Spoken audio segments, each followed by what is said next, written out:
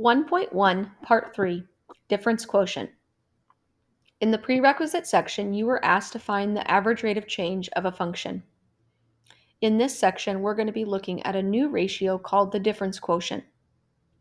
The difference quotient allows us to find the slope of a secant line, which is a line between any two points of a function. This plays an important role in your calculus class. Before we get started, we're going to look at a little bit of work over functions. If you want to flip over to the back side of your note sheet, you can write these down there. We're going to start with a very basic function of 2x plus 3. If I gave you f of 2 and ask you to evaluate that, you would plug 2 in for x and you would get a numerical answer of 7. If we advanced that skill slightly, and instead of plugging in a numerical value, we plugged in an expression, you would do the same thing. You would plug in x plus 3 for wherever there's x. But instead of getting a numerical value as your solution, you're going to get an algebraic expression, 2x plus 9.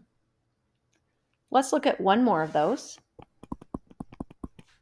If I give you just a slightly more complicated equation, and I ask you to do the same thing, except in this new equation, I have two x's, so I have to plug in 2 wherever there's an x. So now I'm going to get 4 plus 6 minus 1, which is 9. We can also do the same thing here, where I'm plugging in an expression into that equation. X plus 3 squared plus 3 times x plus 3 minus 1. Now, it's very, very common for me to see this next mistake. A lot of students will distribute that power into that set of parentheses, and they'll get x squared plus 9. Actually, that is not correct. You have to think about what x plus 3 squared means. It means you are taking x plus 3 and multiplying it by itself. You can choose any method that you would like to multiply that together. You're going to get x squared plus 6x plus 9. Again, that's a very common mistake that I will see in students' work. So we have x squared plus 6x plus 9, and then continue to distribute 3x plus 9 minus 1, and combining all of my terms together to get x squared plus 9x minus 1. Let's take that function work and come back over to our notes. So essentially, the reason why we went over that, how to plug things in, is because that is a major part of finding the difference quotient. You'll notice here you have x plus h. What we're doing is we're going to plug in x plus h into the original function.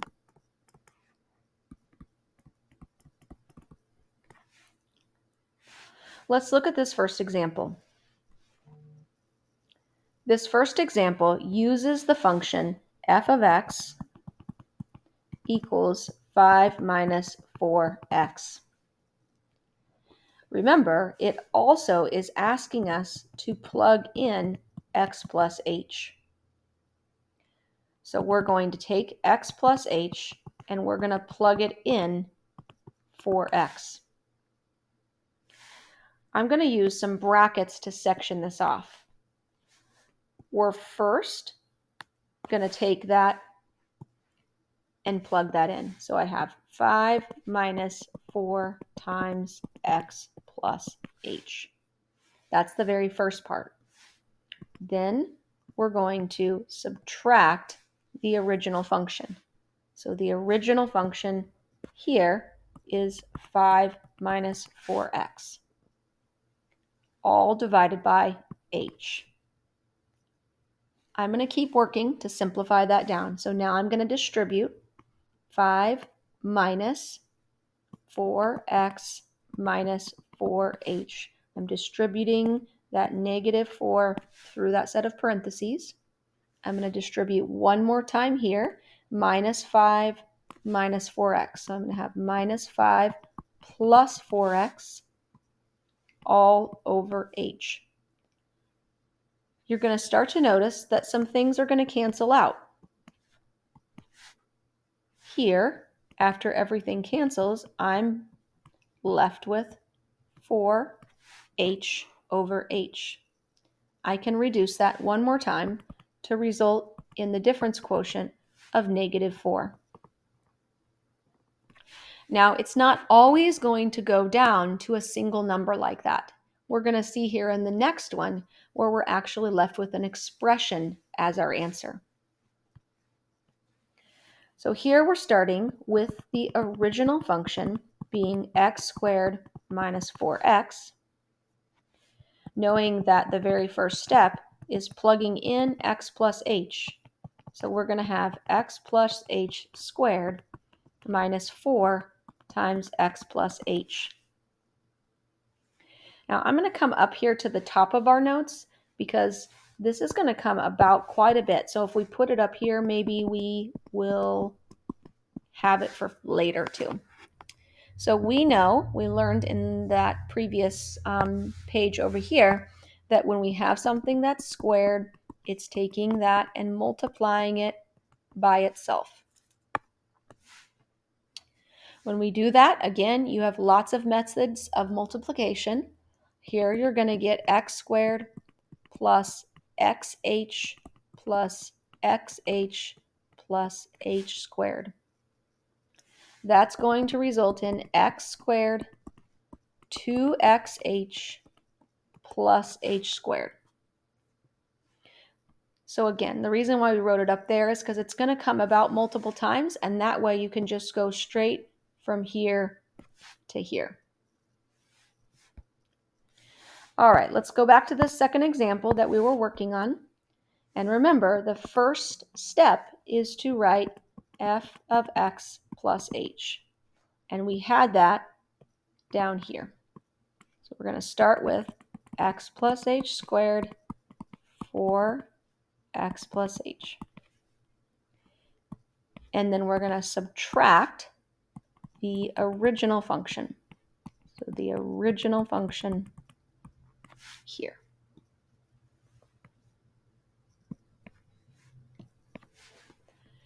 All right, we're going to go ahead and start to simplify this.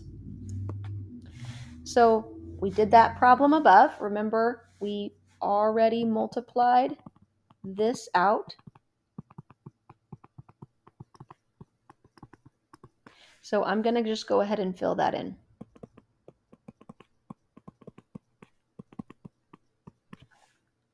I'm going to distribute the negative 4 through that set of parentheses to give me negative 4h, or x, minus 4h.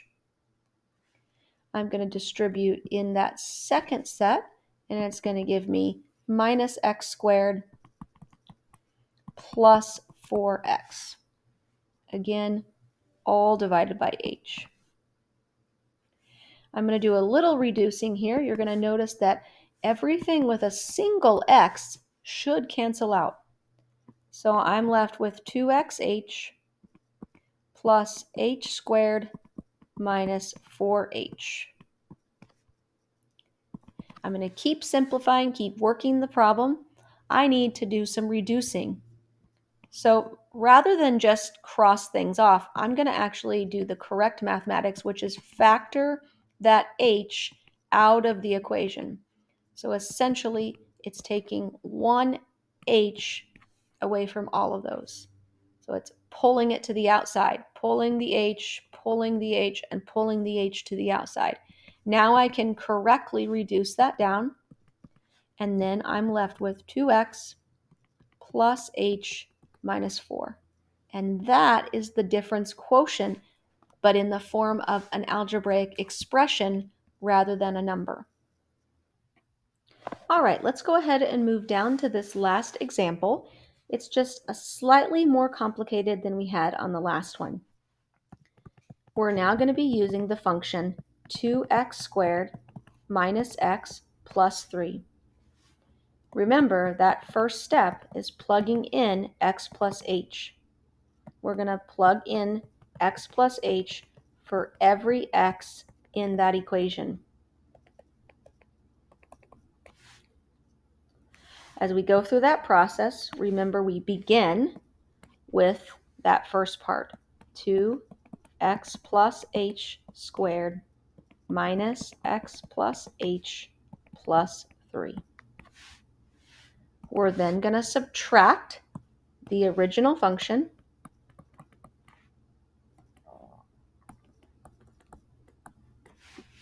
all over h. We're going to continue to simplify that, but remembering here that this we had above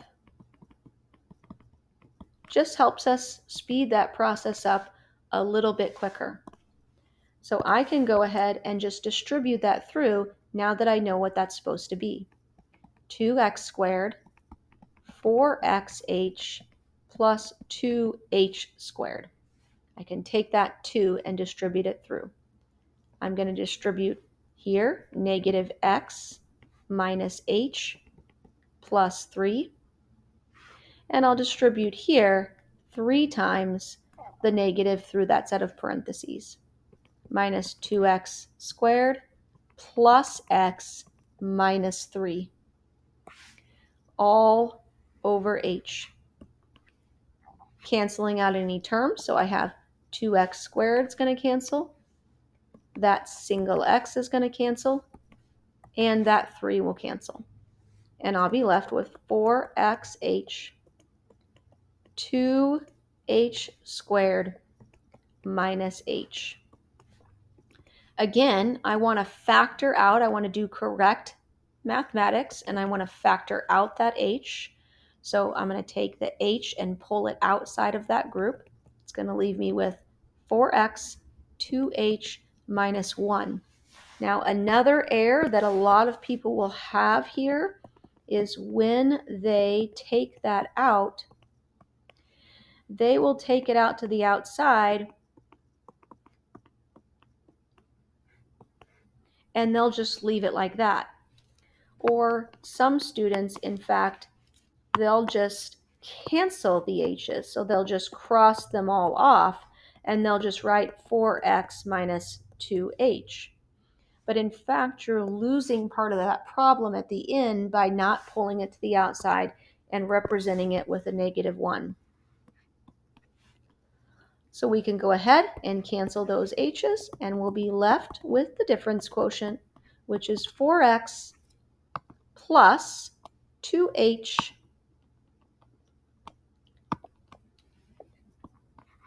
minus 1.